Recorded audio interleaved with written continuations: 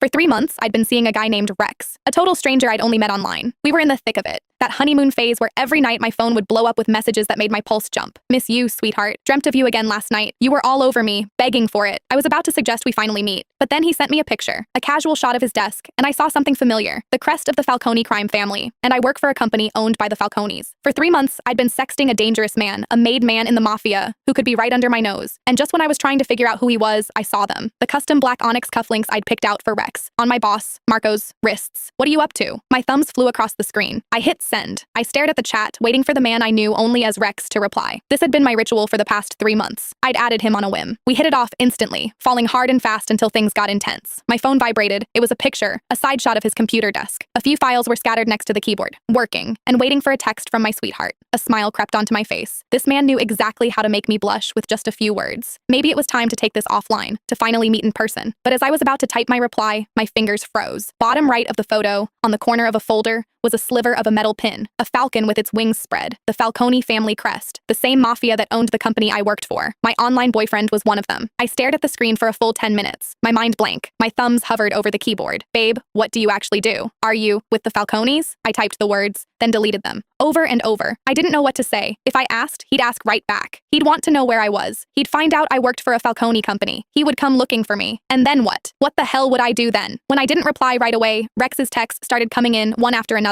Baby, you there? Busy? Send me a pic. Like you do. Your hand. Or anything. Dreamt of you again last night. You were all over me, begging for it. His words were getting dirtier, bolder, but this time, my cheeks weren't just hot with a blush. They were burning with a cold dread. For 3 months, I thought I was talking to some normal businessman. A guy who was exciting and new, but safe. I might work for the mob, but I never, ever wanted to be with a mobster. That was a death wish. And to think I'd been trading my deepest fantasies and whispering my secrets to a made man. My phone buzzed again. A voice call. I couldn't answer. He'd hear the panic in my voice. I fumbled with the screen, declining the call. Then I quickly typed out a lie. In a meeting, honey. Talk later. He seemed to buy it. A moment later, he replied, waiting for you. I closed the chat and took a deep, shaky breath. I needed to calm down. Think. First, I had to figure out who he was. Was he some low-level muscle or a high-up manager? Second, what was I going to do? Risk it and keep this going, or run for the hills? I opened our chat history, scrolling through our old messages, searching for clues. We'd both been careful about privacy, never sharing details about our work or personal lives. But one thing stood out. He'd once sent me an AB pic from a gym mirror. His stomach was perfectly defined, and just below his left ribs, there was a black tattoo. It looked like some ancient, cryptic symbol, all sharp lines and mystery. It was the only identifying feature I had. The problem was, I couldn't exactly start ripping open shirts at headquarters to play a game of Find the Tattoo. Back at my desk, I scanned the office. Men in expensive suits with stone-cold faces prowled the halls. Any one of them could be Rex. My only saving grace was that I'd never sent him a picture of my face. He couldn't recognize me.